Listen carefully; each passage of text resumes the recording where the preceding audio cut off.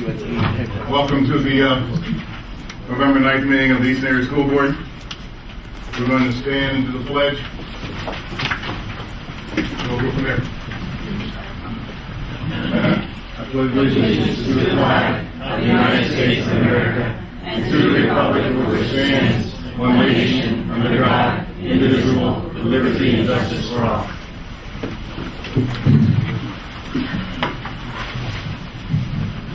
Roll call, Mrs. Schaefer. Pastor Dixie. Here. Fisher. Here. Mrs. Cass. Here. Dr. McSpadden. Here. Mrs. Ellison. Here. Mrs. Mandarino. Here. Mr. Riley. Dr. Volcano. Mr. Myers. Present. And I have approval of the agenda, please. Is there a second? Second. All those in favor say aye. Aye. Anyone opposed? Minutes to be approved. Motion. Motion. Second. Second. No discussion. All those in favor say aye. Aye. Anyone opposed? Presentation. Somebody's not going to be here, so we can move on past that? That's correct. Okay, well, we'll do that another time. At this point, we're going to move to item B, Kids Peace Report from Ms. Andrea Deepman Buckland, Special Education. And while you're doing that, I'd like to take a moment to thank everybody for coming out tonight, since this is my last official meeting. I take a big smile. I'm joined this evening with Kids Peace Representative Michelle Williams, who's going to be co-presenting some of this information with me this evening. Again, my name is Andrea Deepman-Bookman. I'm the Director of Special Ed. And we presented last week at Academics in Ed and gave an overview of the outcome data for the 10-11 school year for our program that was created at the high school for EASD supported services. I can go to the next slide. And out from that committee meeting, it was discussed that we possibly present this in December, but we were asked to present this information to all of you this evening.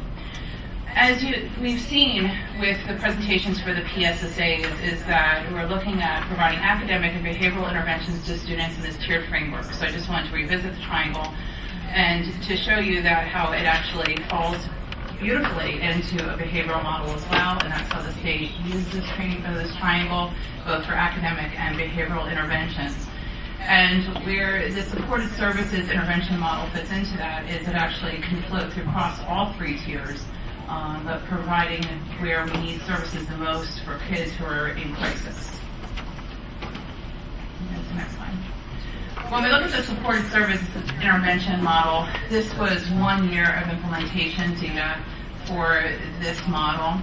And like I shared just briefly before, is that they do provide Tier 1, Tier 2, and Tier 3 services to our students.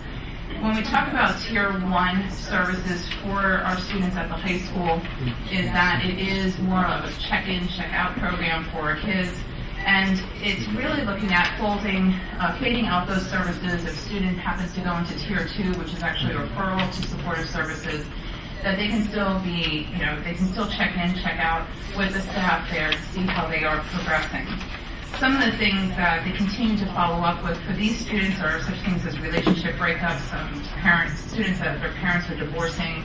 And for these students, maybe that trauma of that issue had necessitated a referral for Tier 2 services, but now they're moving through that, they're adjusting through that, they're coping through that. And so the staff are then saying that the students could benefit from Tier 1 services just to have a check-in, check-out to make sure that they're okay. When we talk about the Tier 2 services, this is, students are needing more than just a check-in, check-out program. It's a more formalized process of a referral for our students. It's more routine. It may include weekly therapy for our kids. And they actually go through a risk screen, a bio, and a treatment plan. And there's actually a prescribed time in which those services are to be provided, whether it's 2 times a week or 3 times a week or weekly or what have you. So there's actually a process for that. The high school a couple years ago had moved through, as well as really 5 through 12, moved through the child study team model, and really looking at his K through 12, really, the child study team model. And we worked really hard to get this up and running for our students. And so it is a team collaborative conversation focused on the needs of that child and to decide as a team on whether or not additional services need to be explored or provided to those students. For Tier 2, we also have students who do have an IEP. So again, that would flow through the special education supervisor to work with those individual IEP teams to decide if additional services are needed for those students. When we're talking about Tier 3 for supported services, this is crisis intervention, risk assessments are being done, and actually the facilitation of a hospitalization may need to occur. This could be for students that have suicidal ideations, homicidal ideations, maybe have discussed with a nurse within the school or another professional within the school that they are being abused. These could be any type of impromptu referrals. Maybe a referral is made to a nurse, and the nurse is saying, this was just brought to my attention. Can you please see this student? There was a recent example with a student who really didn't have any prior issues. Principal was working with the student and found out that there was something more going on in his life, and quickly worked with the supportive services team to make sure that that student has somebody to talk to and could be some type of intervention. So those services are provided in that way as well. Sometimes students who engage in self-injurious behaviors, if the staff are really concerned, guidance is asking, say, I need another set of eyes on this to see if additional services are needed. That can happen then too. The clinician does do an initial screening for these impromptu referrals to determine if additional services are needed. We can move on.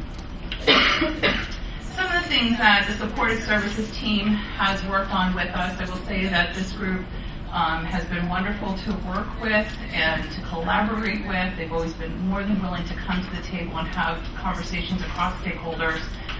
They also created a brochure, which I provided all the board members. And again, they've been having those collaborative conversations with us and the building administration to really discuss this tiered framework and what that looks like for the high school. So I have that in your packet as well. So what does specifically those Tier 1, Tier 2, Tier 3 services look like within the school? That framework, we felt it was really important to have it in writing so we can share it with the staff, and that is exactly what had happened, is that it was shared with the other building administrators and staff. And they also then were providing monthly informational handouts to the staff on different mental health topics. It could be on anxiety, it could be on depression, it could be on a multitude of different topics to just share out with the staff there on some helpful tips on, working with students who might have some of those issues. And it was also then folded, which I also provided to the board, both at Academics and Ed in your packet as well as this evening, is that the high school then moved through creating a grid in where the services are then for students, the needs of the students are then identified in the grid, and then looking at the staff that can possibly provide that service to those students. So they really wanted to show how much of a support system that is within the high school, and then how, if a student engages in some type of behavior, or if a student has some type of presenting problem, on how best that can be addressed within the high school. So if there's acting out, threatening or fighting, that would go through the security office. If there's any behavior changes, obviously the teacher is the first line of intervention, checking up with that student. If there's still concerns, to call home. Maybe it has to go through the IEP team. Maybe it has to go through the guidance counselor. If there's comments about drugs or alcohol or gangs, is that we would activate the student assistance program, the SAF team. So there is that resource available as well. If a student appears under the influence of alcohol or drugs, so they would contact the nurse immediately, or any type of physical injury. If there's pregnancy, that a student thinks that she is pregnant, that they would notify the nurse and the school counselor. Emotional outbursts, suicidal expressions, they would be immediately going to the school counselor, and then a referral could be made to supported services. And if there's academic concerns, those get addressed on a daily basis across staff as needed. So we really were working hard all of last year to first really look at what the services and scope of services are going to be provided and how that falls into the framework. Okay, we can move on. I'm going to actually turn it over now to Michelle Williams, so she's going to walk you through the data that was collected last year.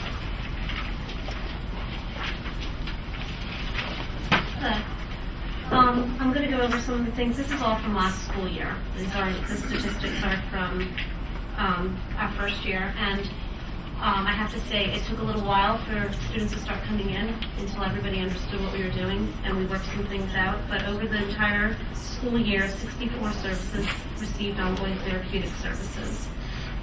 It's a voluntary service, and for Pennsylvania, 14 and up have to agree to have the service. So 5 of the students that were referred, they declined. So 27 were emergent assessments last year, and 8 of those students required psychiatric hospitalization. What we can do for that, for psychiatric hospitalization, we have a psychologist who's part of supportive services. She does a risk assessment. She'll contact the parents. She contacts their insurance, and they check with the family to see where they would prefer hospitalization. If they're okay with the kids' piece hospitalization, then we can do a direct referral. They can skip the emergency room in those cases. If they don't want kids' piece, most times they're going to have to go through the emergency room. If they're voluntary admission, sometimes we can facilitate that with the family. If they're not dangerous, they can drive them right to the hospital. If not, we have to access the ambulance, and we'll take them to the emergency room.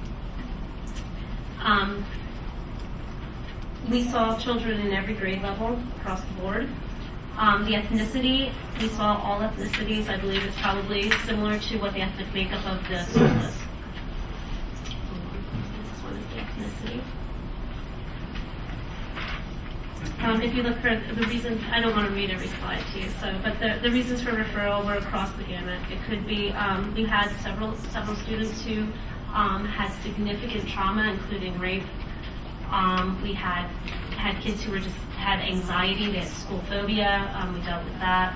We've had children who had some gender identity issues, and eating disorders. It really ran the gamut of what mental health services we could provide. I can do one more. At the top of this, you can see how many kids were referred and how it picked up through the year.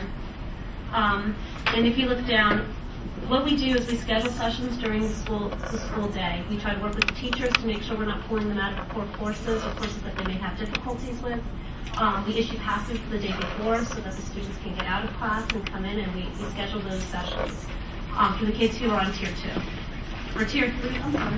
Okay. Where do these services occur? We have an office right in the high school that has a general area, and then there's 3 private offices. So some kids can come in and just check in to see how they're doing, and they might not need a session, but when they're doing sessions, they're in private offices within the high school. And this year, students have just been stopping in that know about the service and have been participating. So if you see, there were scheduled sessions of 1472, but only 898 of them were facilitated. Oftentimes, we'll set the passes out the day before. Kids may not come to school that day. They may choose not to come to the session. And what happens is it's really hard for us then to pull another kid in because we haven't issued a pass and we don't know what the schedule is. We're really working around their academics to try not to, for them to miss things that are important. So there was a 61% overall average attendance. 53%, and you can read through these, but 53% of the children who came in did exhibit some therapeutic gains. Either through self-report, we were doing something called the CAMS. We found that wasn't the best tool to measure this because it's much more geared towards a higher risk population and in this outpatient setting. But through self-report and the treatment planning, we found that 53% did exhibit some gains. And you can read through their average GPA, and it goes through the one that 100% of the students that were referred for self-interest behavior had a significant reduction, and I think that's pretty good. I'm sorry, I almost lost it. The two girls who were referred for trauma also reported definite gains throughout the program.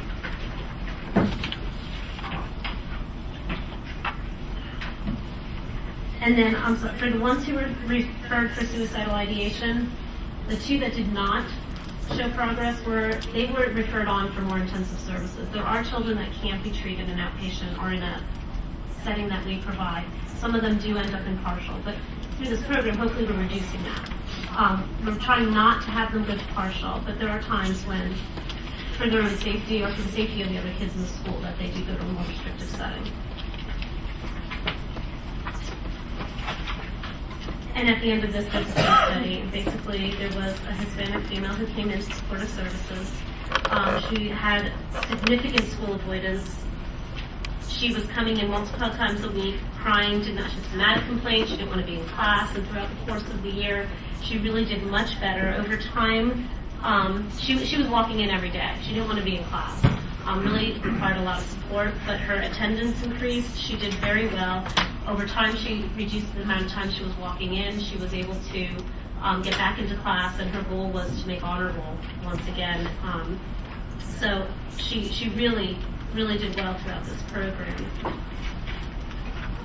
anybody have questions about how we run the program, or what kind of kids we're seeing, or what we're doing? I have one question. Yes. I thought of it when you presented before, but you didn't address it. Our contract allows for 40 students. Yes. Correct. So when we go above the 40, how is that established as a rate? Do you know? By the contract, like. Yeah, as the contract is that we do have up to 40, but as you can see is that we provide services to more than that. Right. And so they're still checking up and following those students to hopefully get them, discharged from that. And when we start getting near that, they give me a count and they say, we're starting to approach that, and then they let me know how that's progressing, because if a student is not attending, then they'll discharge that student. So it's really just a check-in between them and us to say, where are we? And we had, the conversation last year about in May saying that, there were still some kids that couldn't get those services. And so they really worked beautifully with us to say, okay, these are the kids that we can provide services to. We'll provide that crisis, help facilitate some of those hospitalizations for us. Right. And we did the best that we could going through year one. If we need additional slots, then I may have to bring that to the attention of the board to say that there's an increased need for that. Right now, this program is coming out of grant funds, coming out of specifically my funds, because we're looking at this as a very formalized intervention model to hopefully reduce students that may need special education services for emotional behavioral disorders, or like Michelle said, for partial hospitalization.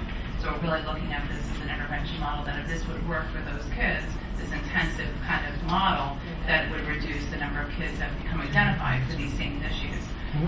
So we're not at that point. We're getting, I guess, kind of close, because more students are recognizing the program, more staff are becoming more familiar with it. So we want to expand it. Then we'll have to have the conversation with the board.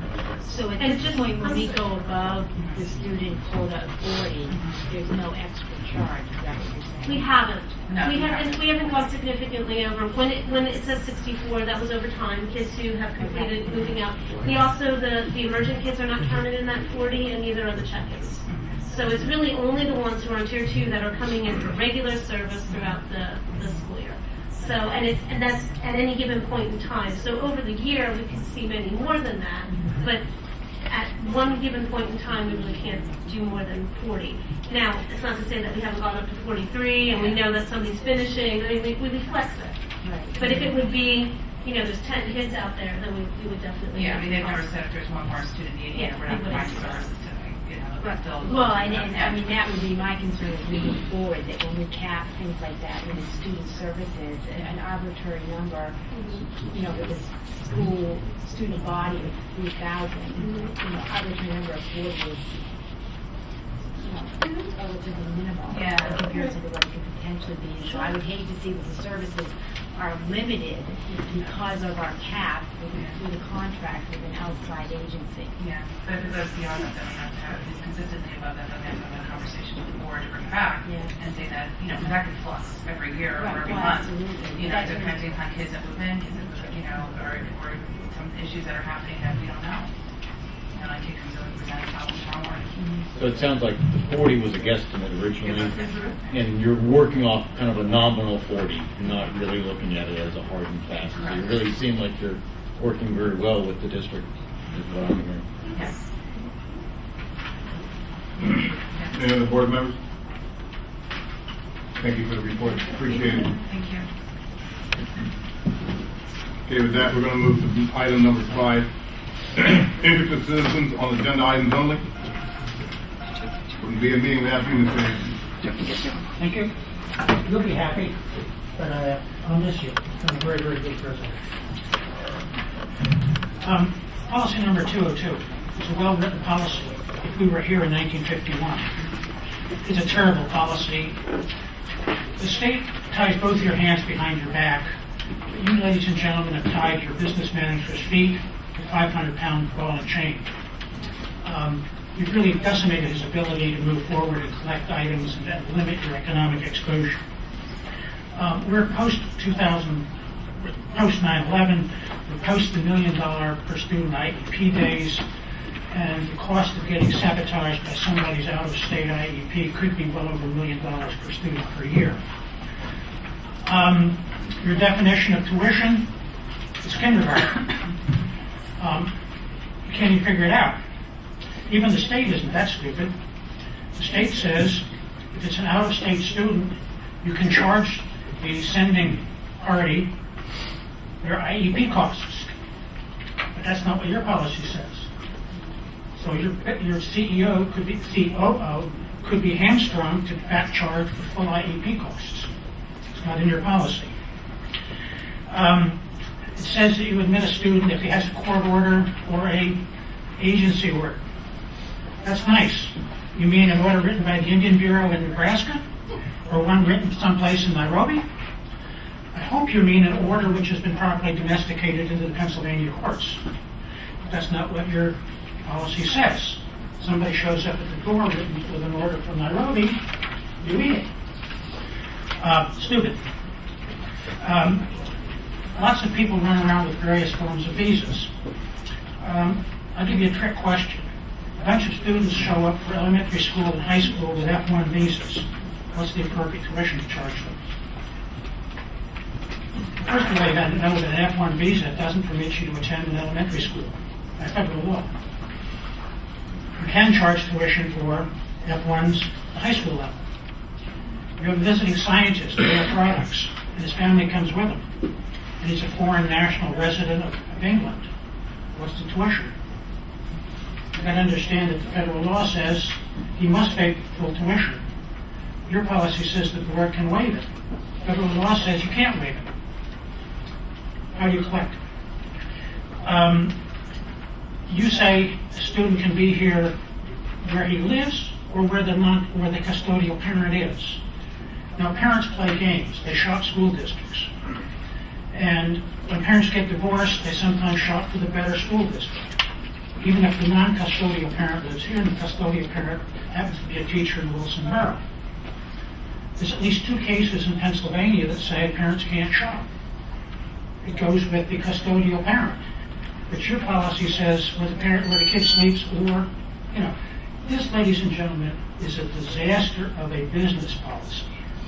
It simply doesn't give your business manager or your COO the powers to act in your behalf. Thank you, Mr. Anderson.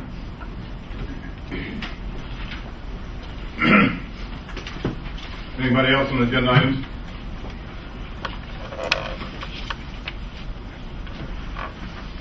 All right, with that being said, we're going to move on to reports, information, and interaction. Superintendent, it's your turn.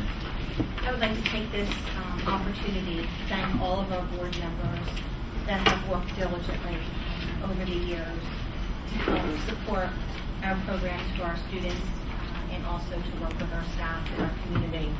At this time, we have several board members that this will be their last board meeting. Patricia Fisher, I'd like to present you with your plaque and thank you for your years of service. And every one of the board members, if this is their last meeting and have served for many years, will receive a plaque. And obviously, our thanks and gratitude for what you've done for our community and for our students.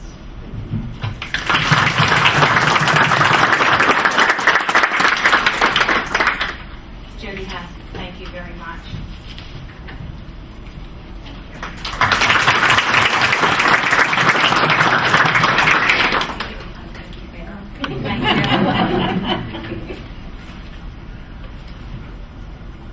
Millie Mandarino. Thank you, Millie.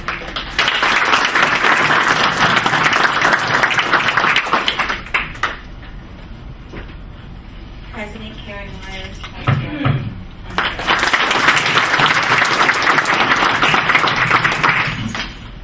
And Frank, we would like to also thank you for the time that you have spent. We thought you were people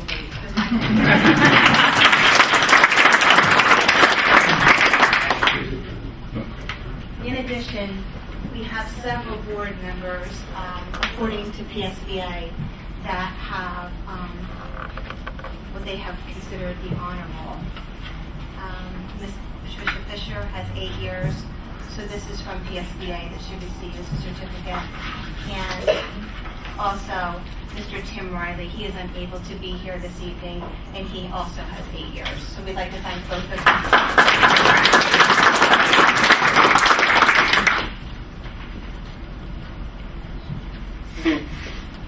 Earlier before the meeting, I met with the board members, and I said to them, we have so many things that we have always needed to do in our district, and as we continue, obviously, with public education at the crossroads that it is in, our students now more than ever need every one of us, our board members, our staff members, in our community to come together and to really look at what our needs are and to work as one unit, and that is for our students. So again, I say thank you for what you've done and what you continue to do. Although you may not be present around this table, you will still be part of our community and hopefully will still be involved in everything that we do. So thank you.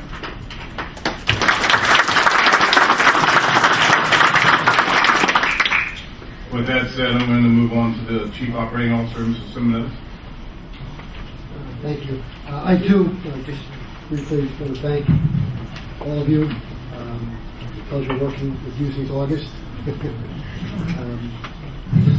From my brief experience and what I know, I think everybody is aware there's a lot of good that was done over your tenure here as board member. So take a bow and thank you, and we'll keep it going.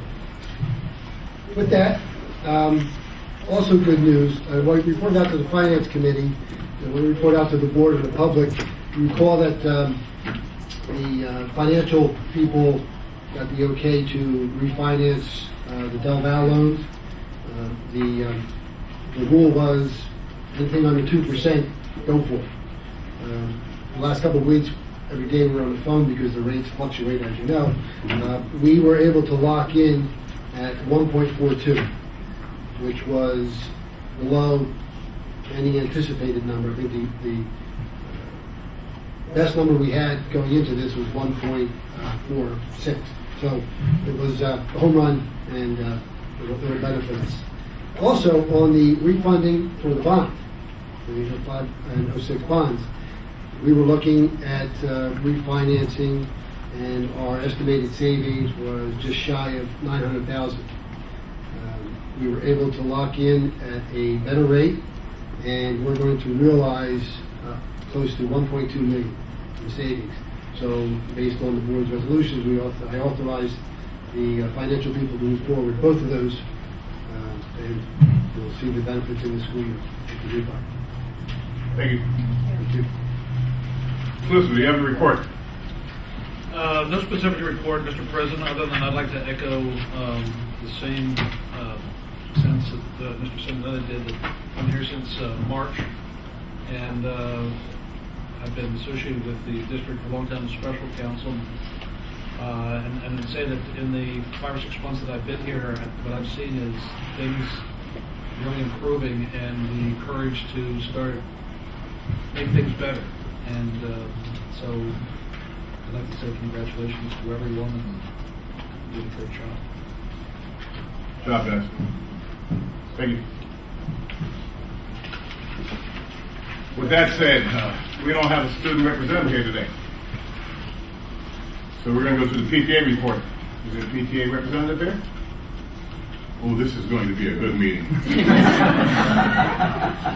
Principal's report. Who's first?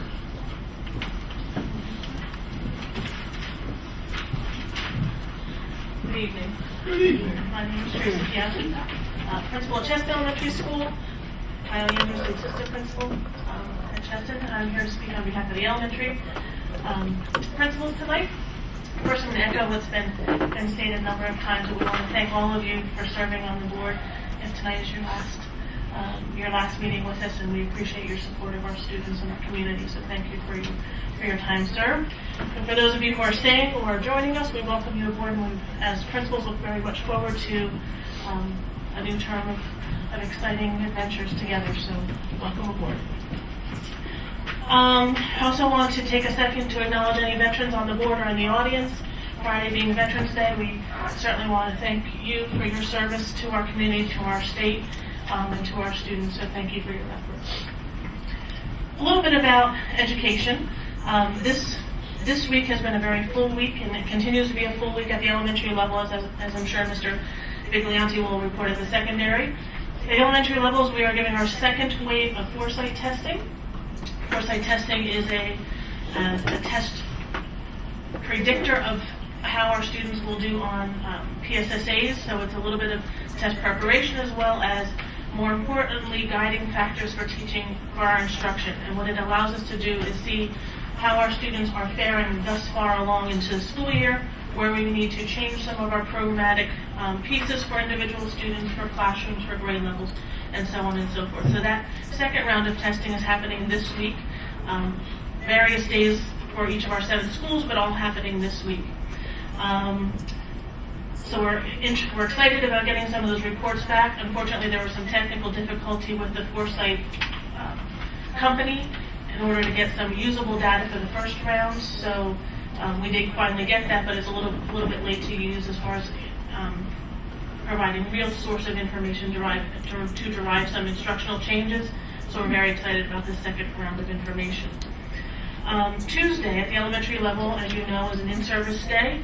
Each of our 7 elementary schools had a targeted in-service with outside presenters from Patan, the IU, I think just those 2 entities, Patan and IU, all circulating around the idea of reading. Each of the schools had a different topic. For example, at Cheston, we talked about letters programming, which is really a protocol for teaching reading. The other schools had some strategies about teaching reading. So what else can you add to your bag of tricks? But the common theme was each one of the 7 schools really highlighted and concentrated on the area of reading instruction. This Friday is also half-day in service. We're going to be wild. Didn't miss a beat, Tracy.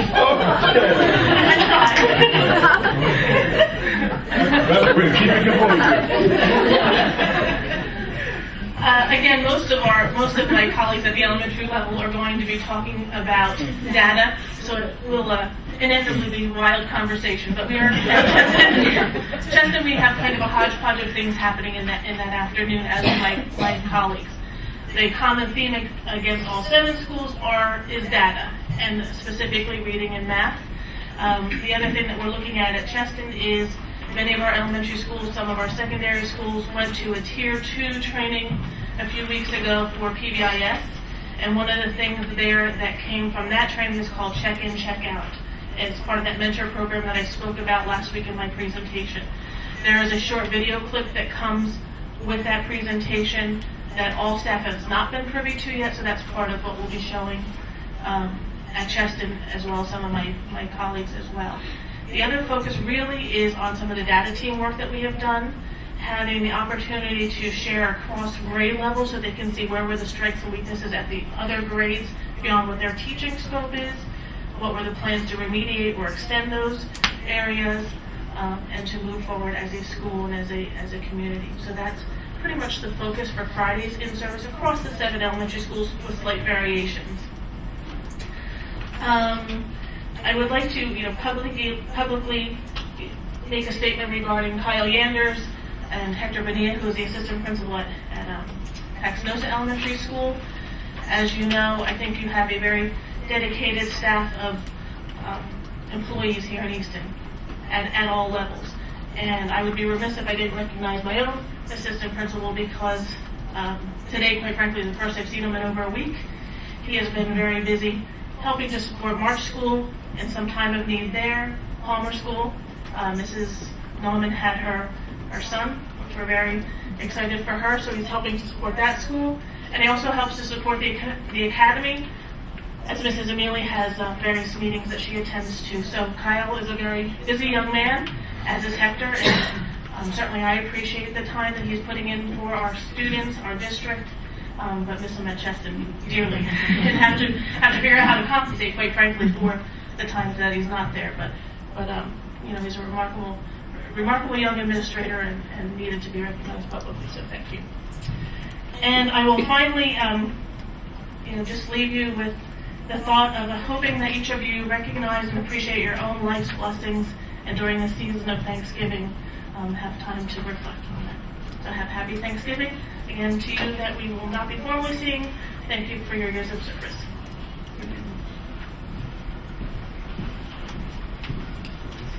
Well, that took up about 3 pages of my. Good evening, everyone.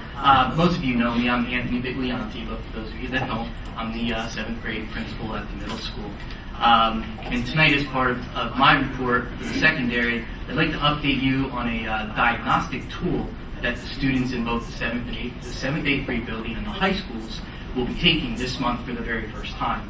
As a matter of fact, our 7th graders took it today, our 8th graders are going to take it tomorrow, and the high schools will be taking it next week. Excuse me.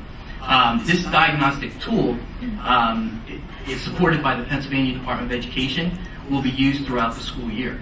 The eligible content and assessment anchors for mathematics will be this year's focus in our buildings. The Classroom Diagnostic Tool, or CDT, I'm referring to is a computer adaptive multiple choice test. Unlike other computer tests, the CDT uses a student's responses to determine which follow-up questions will give the most information about the student's performance on the PSSA and Keystones. In other words, the test will give each student a set of questions, and then based on the answers to those questions, it will then start to dictate and manipulate the leveling of the other questions after that. And what it'll do, again, is it's going to zero in and hone in on each student's understanding of the eligible content found on those 2 exams. The purpose of administering the CDT is to provide our staff the information they can use to help drive instruction and support student success.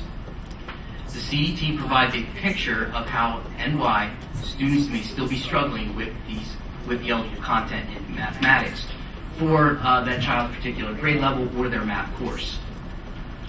This type of information is not found through other types of assessments. Through a direct hyperlink to the Department of Education's Standards Aligned System for Curriculum, the website, the CDT helps identify and provide suggestions for the next steps in student academic development. These next steps will be shared with the students and their families so the entire school community can be a part of the students' success. Future principal reports will be provided to you on not only this initiative, but will also include all the initiatives that our buildings are involved in on a daily basis. Thank you, and happy Thanksgiving. Thank you. Question for you. Yes.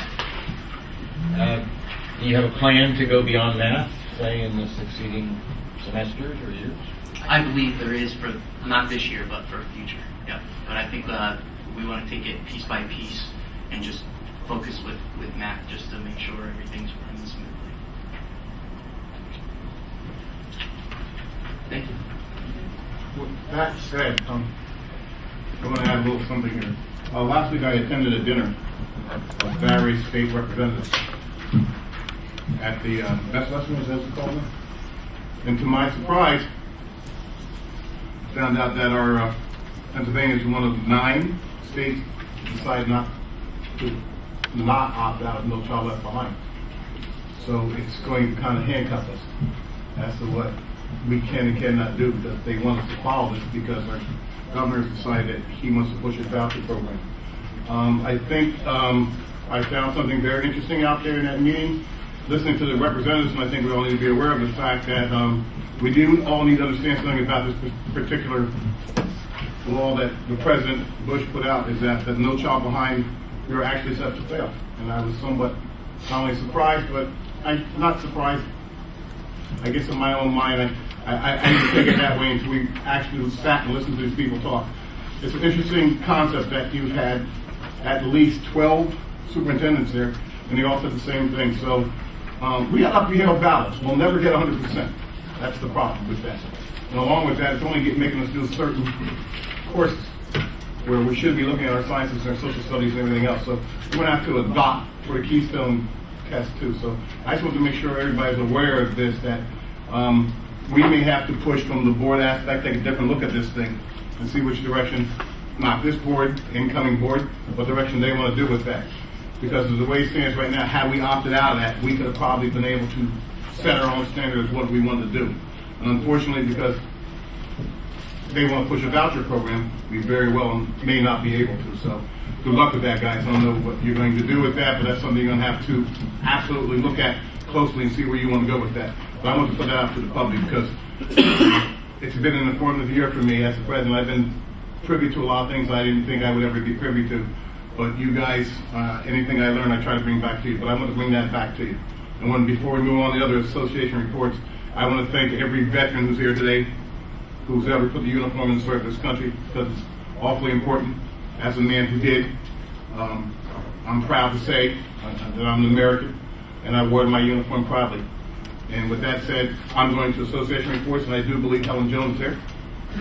And I'm not going to deny her a time, so I'll let Helen go first, and then I'm going to let the teachers union, who's chomping at the bit back there, go after her. Good evening. I couldn't disappoint you. I understand you called my name last month and I had already left, so I couldn't disappoint you. All I want to say is thank you. I think this is the best board that I've got the opportunity to work with. Hopefully the incoming board's going to be even better, but you all put a lot of time into it and you took your time in listening to people, and that's important. Thank you. Thank you. Jenna brought in. Mr. Myers. This is the last time I get to address you. Take full advantage of it. Okay. As a veteran's daughter and a veteran's wife, I echo your sentiments about Thank you. Veterans Day. My husband will be very proud of me for saying that, because I don't give him nearly enough credit that he deserves. And don't worry, Mr. Myers, you're not getting rid of me anytime soon, because I have ways of just, I know it sounds Tracking me down. I'll find you. I'll bring popcorn, but I'll find you. Okay, that works.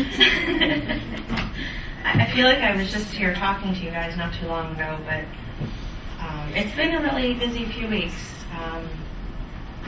I'm a very visual person, so this... We go back. I'm going to do that last. I'm going to keep you. This visual of the one-room schoolhouse has kind of been important to me. Things are not nearly what they used to be in our schools. We don't learn the same subjects from the same teacher. We don't learn the same subjects in the same classroom. And our students who are 5 years old are not in the same classroom as the students who are 16. And the idea that the school was really the center of the community and everything happened at school, and it's now just something that we do in our day. I was fortunate enough to attend PSEA's President's Conference along with the other executive officers, and a lot of what we talked about was vouchers. And it's interesting that you, Mr. Myers, you just mentioned that no child left behind. It's really kind of set us up to fail. And vouchers is just another concept. It's a failing idea. It's setting us up to take a big fall, and it's kind of scary. Be very proud of me. I've voiced my not so loud mouth, and we are sending things to representatives' offices and letting them know that vouchers is not a good idea. While we cut money from our state budget last year in education, it's sad to know that we may now have to learn a way to provide money for 2 different systems. So I will make my voice heard and make sure that a no vote on vouchers is something that people hear a lot out of me. So we are definitely on the same page with that.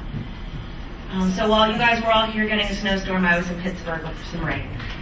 So it was interesting, but very fortunate that we were able to make it home safely and not really have too much time without electricity to go stir crazy. And the first marketing period, report cards are due, people are busy building curriculum. You can tell that people are, the honeymoon is completely over. We're a quarter of the way into the school year, the kids are established, and I'm sure a lot of people were thankful after the 4 o'clock deadline for report cards came through today. I'm super excited about presenting our Teacher of the Month this month. Teacher of the Month this month is someone who has been in the district for over 30 years. She runs about the building like today was her first day of teaching. And she is such a constant and support system for so many teachers in the building. And she is an amazing person. She's also the only teacher who has received a nomination every single month. So our Teacher of the Month this month is Mrs. Marla Kinney.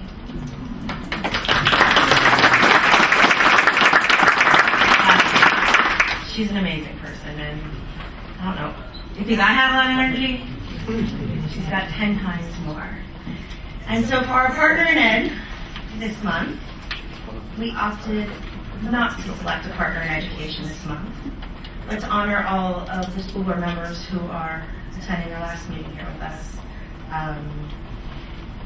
It's been an interesting ride, and thank you for the journey. Mr. Myers, personally, I want to thank you for keeping me on my toes and reminding me that I am a teacher and I need to stay where my heart is sometimes. So thank you. Have a great holiday, and I guess I need to say VP first. Thank you. I don't think we have any other closed session reports. Next is executive session report. Easton, we held a meeting on October 26th from 9:50 to 10:05. We discussed legal matters. Following individuals were present: Frank Castavinci, Pat Fisher, John Freund, Jody Hess, Carolyn Ellison, Millie Mandarino, Dr. McGinley, Dr. Viscitis, and myself. Also, we had a meeting tonight, and the following individuals were here. The same. So with that ends that part. We're going to move on to discussion and/or action items. Formal approval of the Girls Lacrosse Club 5 through 8, Mr. DeVito and Dr. Simeon.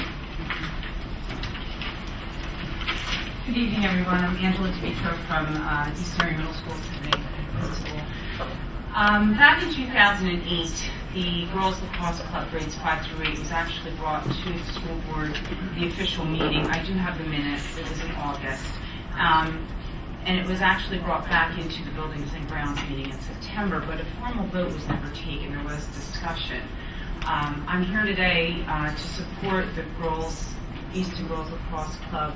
It's been running seamlessly through my building and Dr. Simeon's building. I have the co-chair, Lynn Hardy, and the president, Maureen Mardiak. If you have any questions about it, it was never formally approved. That's why I'm here today. I want to make sure, there's a new policy out, I forget the policy number for clubs. I want to make sure that this is board approved so that they can continue to use our fields. I think we started with one team with maybe 60 children. We're up to 140 students, girls, that are very interested in continuing in this program. So before spring begins, we wanted to ask for formal approval. I don't know if you need any more information. They're here to talk more. I wasn't actually principal. Mr. First was when this all came about in 2008. So I can just tell you how it's been running since I've been in tenure for 3 years. Okay. All right? With that said,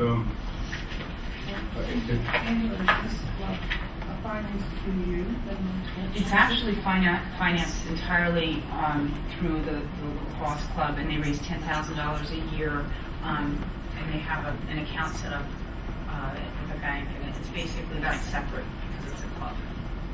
you're calling yourself the River Dogs? No. Okay, you're now Rovers? The name at the middle school, when we first brought the proposal to the name at the middle school level, the reason we used Easton River Dogs Girls Lacrosse Club is because we thought we'd have to go under another name because we wouldn't be school funded.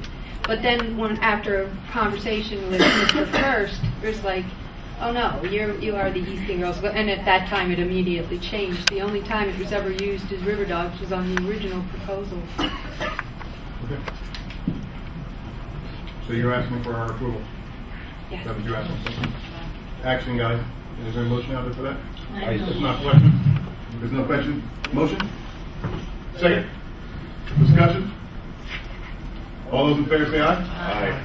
Any opposed? You're officially a club. Thank you. Don't call me no more words.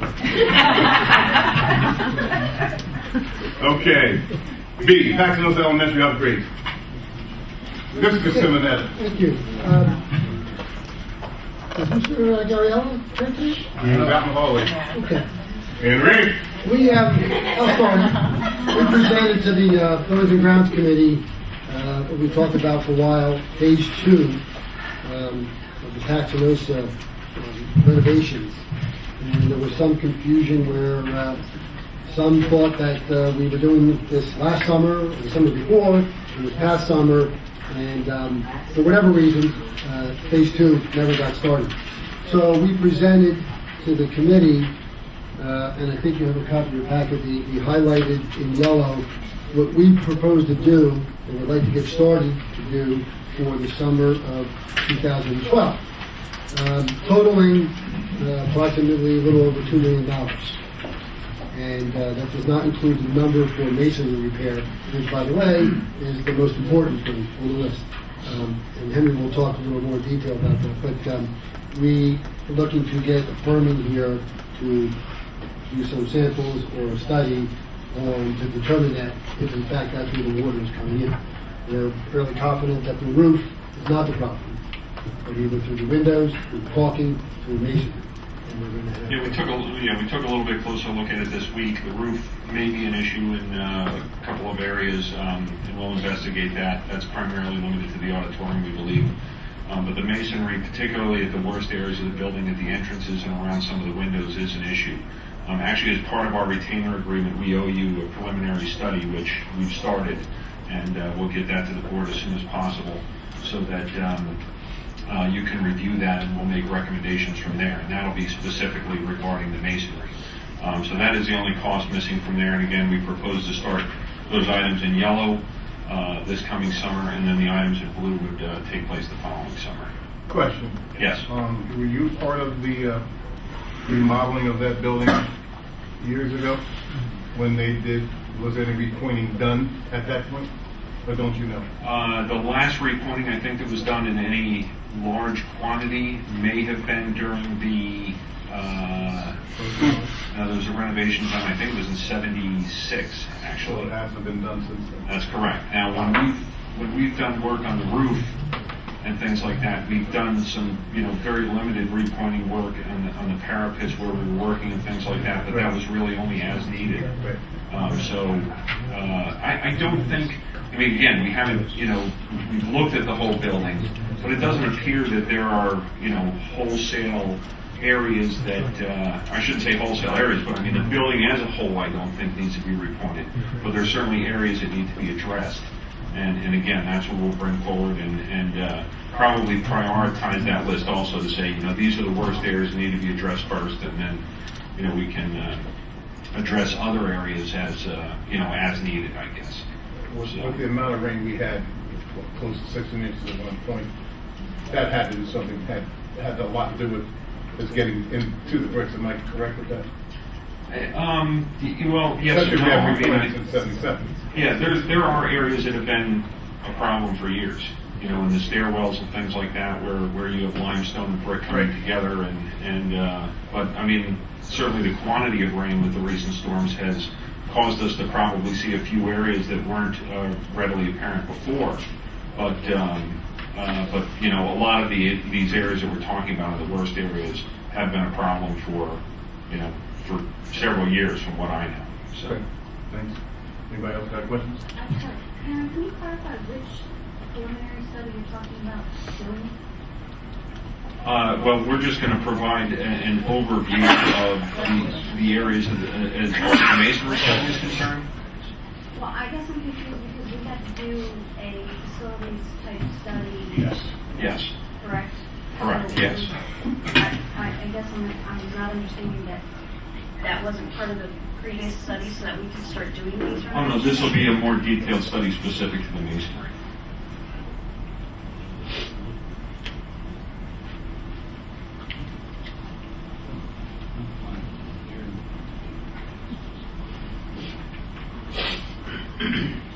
All right, any other questions?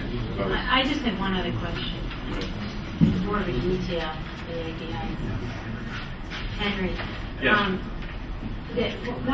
When we received the list of renovations, one of the changes was going to be the nurses' room. Yes. On the second floor. Correct. And we're going to make it into a classroom. Correct. We're going to convert it back to a classroom. That's correct. Is that, I know it's not a huge amount of dollars there, but is that necessary to do the changes, to pay, No, it's not, and it depends. I know the space right now, I think maybe used as a small instruction space. Well, that's what I'm wondering, yeah. And if that's something that, we haven't really, again, this was a list that has been carried over Right, from I understand that. 2009. That's why I'm asking. So if those areas are, working fine as functional spaces for the school now, when we sit down with the principal and the administration and they decide that, they like those spaces the way they are, certainly we can leave them that way. So, yeah, there would be no issue with that, and we would take them out of the budget at that time, so. Any other questions? Okay, thanks. Mr. Simonetta, 811 building. We can take that off for tonight. We can get Yeah, this for whatever reason, I'm having trouble making contact with the consultants who came out to help us with that. So Okay. I don't know if they're just that busy, but they have not gotten back to me. So Okay, as soon as they do, I'll let the board know. thank you. Going on to item 8, new business personnel matters. Approval of personnel matters. Motion. Second. Discussion. No discussion, board members. All those in favor say aye. Aye. Anyone opposed? You good? You guys with it? Oh, I'm sorry. Okay, new business. Academics field trip. Motion. Motion. Second. Discussion. All those in favor say aye. Aye. Anyone opposed? B, track and field meet. Motion. Motion. Second. Discussion. All those in favor say aye. Aye. Anyone opposed? Music Department Professional Development Proposal from Dr. Roberts. Motion. Motion. Second. Discussion. Am I moving too fast, Jones? I'll slow down. All those in favor say aye. Aye. Anyone opposed? Let me know when you call up to us. Okay. We good now? Okay, we're gonna move on to D. Biala contract, Dr. Roberts. Motion. Motion. Second. Discussion. Really?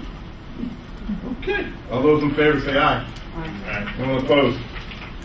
All right, now, at this point, we're gonna take the addendums that were given to us on settlement agreement, and they will be item E. Have a motion to put them in? I'll motion to put them in. Second. All those in favor? Aye. All right, let's move with the settlement agreements that we have. Any, all those that have a motion for this? I'll make a motion for the settlement agreement. Second? Okay, all those in favor say aye. Aye. Anyone opposed? Okay, they are done. New business. Wait a minute, before I go any further. Here's another. Well, there's 3. Yep. Okay, we want to put them under the next one? Okay, and a new business.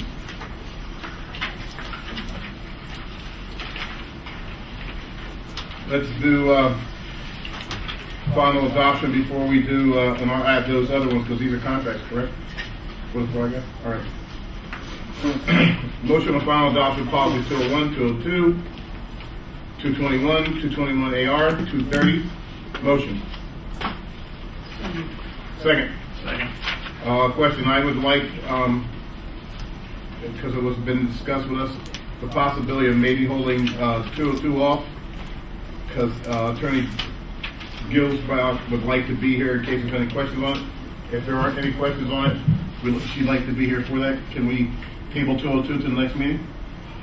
Anybody, can I have a motion for that, please? So Table. moved. Is there a second? Second. All those in favor, say aye. Aye. Anyone opposed? We are going to table 202, gentlemen, because Aaron would like to be here in case there are any questions on that.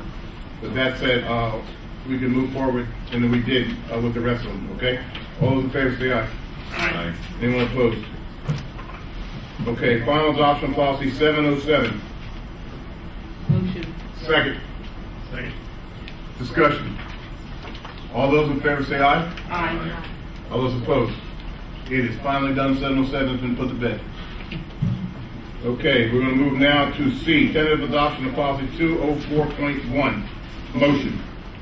Motion. Second. Second. Discussion. All those in favor say aye. Aye. Anyone opposed? Okay, before I go to D, here I'm going to make D now E. I'm going to put the contracts as E. An addendum in there, I need to add the addendum for the contracts for the DJ, for the winter formal. Have a motion to put that in, please, as item D. From someone? Is there a second? Second. All those in favor say aye. Aye. Okay, now can we move to have a motion to adopt this? Motion. Second? Second. All those in favor say aye. Aye. All right, it's done. Now we're going to move to D. At this point, I'm going to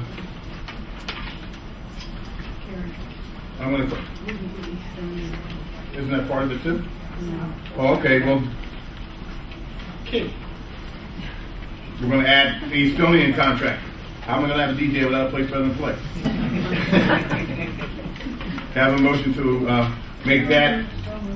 Second? Second. All those in favor say aye. Aye. All right, I bounce to the actual motion. All those in favor say aye. Aye. All right. We done with that? Okay. Now I want to move to the TIP project. There's a TIP Foundation resolution. At this point, I'm going to ask Mrs. Leonard Elson, our liaison, to make a motion. Or discuss. Go ahead. We can make a motion. I'll make a comment later. Motion to accept the proposal in the draft form that was presented to us tonight regarding the TIP and regarding a partnership with Charlie Schmidt and his organization in the school district, Eastern Area School District. Is there a second to that motion? Second. Any discussion? All those in favor say aye. Aye. Okay, before we're done with that, I'm going to read something.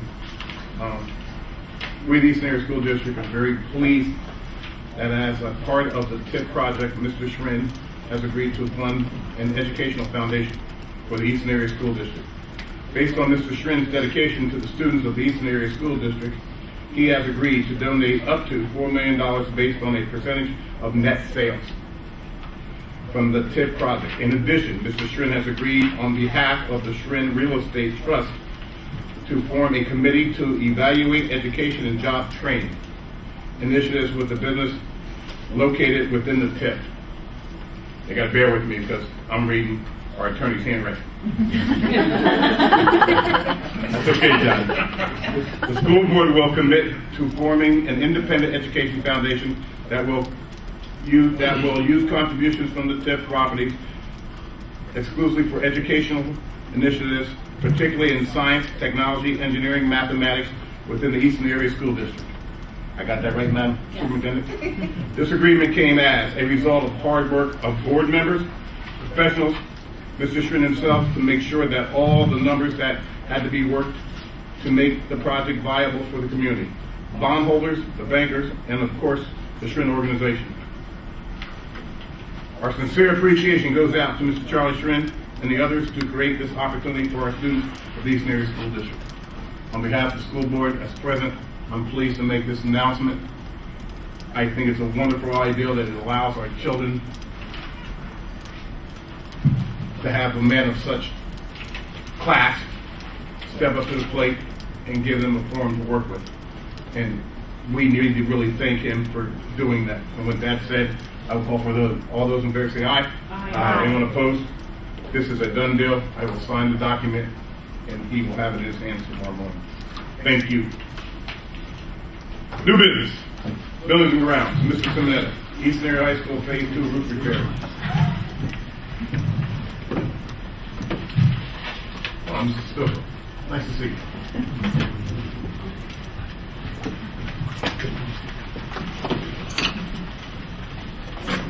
As for the motion, If you have anything else to say, I'll move for motion.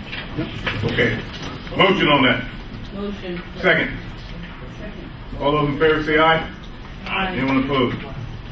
B, Eastern Area High School turf field replacement and repairs. Motion.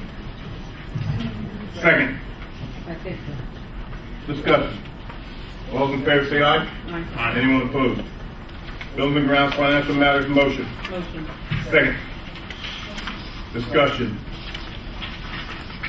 All those in favor say aye. Anyone opposed? Aye.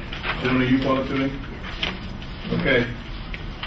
Continue on. Exoneration of taxes. Motion.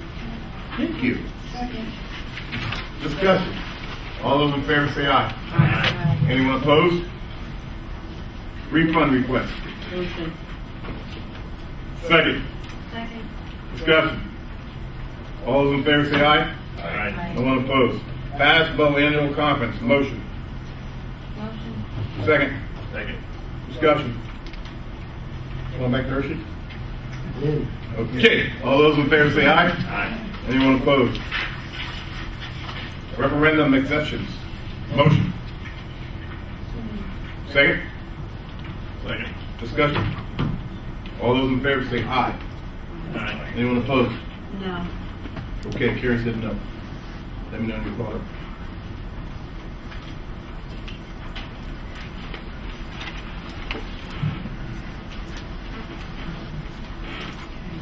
Okay. 2012 Delegates Tax Collection Committee. Motion. Motion. Second. Discussion. All those in favor say aye. Anyone opposed? No, Mike, don't even try it.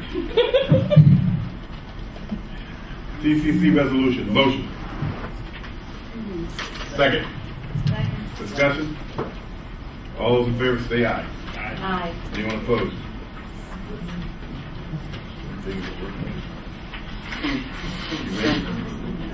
Request for bids. Motion. Motion. Second. Discussion. All those in favor say aye. Anyone opposed? Financial matters, bills and reports. Motion. Second. Discussion. All those in favor say aye. Aye. Anyone opposed? So be it. Now we go to 13. As we wind this thing down. Interested citizens on non-agenda items. Really? I mean, I'm really getting off. Good. All right. Correspondence acknowledgements. Correspondence, I would like to ask Jim, Mr. Lucas. please give us an update on these emails that were coming from Mrs. Hudak. What is occurring? I have. This be here Yeah, I've. The cheerleading issues I've been dealing with those with Dr. McGinley and the coaches and working through the chain of command that way. I don't know how they're coming to you, and Dr. McGinley and I are working on that issue. We're working on them as they come about, and I know there have been numerous ones. That's all I'll comment on in public. Good idea. Thank you, Jim. Anybody else? Miscellaneous ad hoc committee reports. Dr. Miskites. Nothing new for this month, Mr. President. And you say with such a big smile on your face. Eastern Public Library. Neither representative is here. So we'll move on past that. CIT. This is Mandarin. I'll give you the honor. We meet tomorrow night to watch. Ooh. Another sad day, huh? Yeah. Okay. NCC board. Bob's not even here. Can't get a report from that. All right. Well, we all know Dr. Volcano was in a car accident, so we'll wish him speedy recovery. PSBA, Mrs. Lennon Edelson. No real firm update. I think legislatively, the PSBA is keeping abreast of what's happening with the voucher initiative, and obviously we're just time. So as we continue, I'm sure there will be more to address. Thank you. Aquatic Task Force. Right action. We have not met since the last meeting. Okay. Tiff, well, I don't think we really need to discuss that. I think we've already taken care of that. pretty Can much. I just second You can say whatever your heart the desires. expression of appreciation to Mr. Schwinn and his organization and his willingness to be a partner with Eastern Area School District Public Education in trying to get our students prepared for the future and the initiative giving the students the opportunity to develop themselves in the science and technology areas to go out into the real world. Thank I you. appreciate it. Thank you so much. H is facility utilization. There is nothing at this point. That's something that's going to have to come in from the new board. They can decide if they want to continue with that. And reorganization at that point, that will be up to whoever the new president wants to do with that. I.e. board members. Any board member like to say anything at this point? Thankful for the opportunity to be a part of the group. It's been a very interesting 4 years, to say the least. And as far as the committee is concerned for Mr. Schwinn, if there's anything that I can do to help with that, I would be more than happy to be involved. Thank you, Mrs. Sessions. Ms. Fisher?